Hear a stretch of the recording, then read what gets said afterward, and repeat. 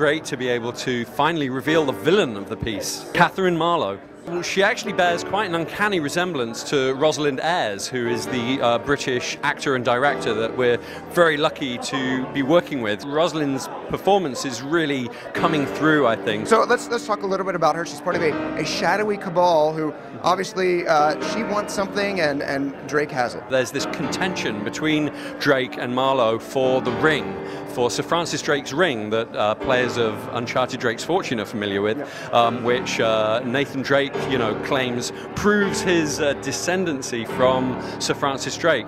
Well, Marlowe obviously has dibs on it as well, and so this is kind of the first phase of the adventure that will lead Drake around Europe and finally propel him into the mystic heart of the Arabian Peninsula.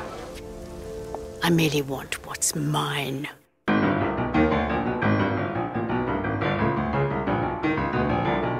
Seems to have quite a past with Sully. Well, I'm glad you picked up on that. A big part of the adventure of Uncharted 3 for us is more of an opportunity to focus on the relationship between Nathan Drake and his friend and mentor and partner in adventure, Victor Sullivan. And yeah, it's clear that there's some history there between Sullivan and Marlowe. It's a rich mix, and I think it's going to get us into some interesting, emotional, adventure-filled stuff. Would it be safe to say that Marlowe is going to be a very three-dimensional enemy and not sort of like, previously we've seen Lazarevich was a tank and he was a huge badass and very hard to take down. Marlowe is definitely a departure for us in terms of a villain in the Uncharted series whose tendrils are more insidious, who operates more psychologically, is more of a kind of mess with your head villain. So that's giving us all kinds of excellent opportunities to do things that we haven't done before, and I think that the payoff for our audience is going to be a good one.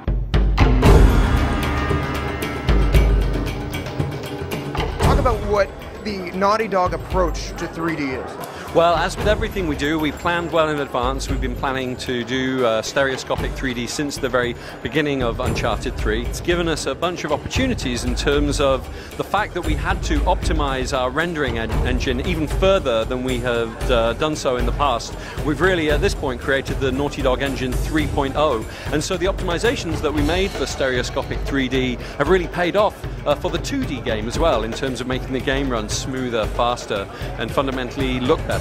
I've been a fan of stereoscopy for a long time, and so to finally get to work with it is brilliant.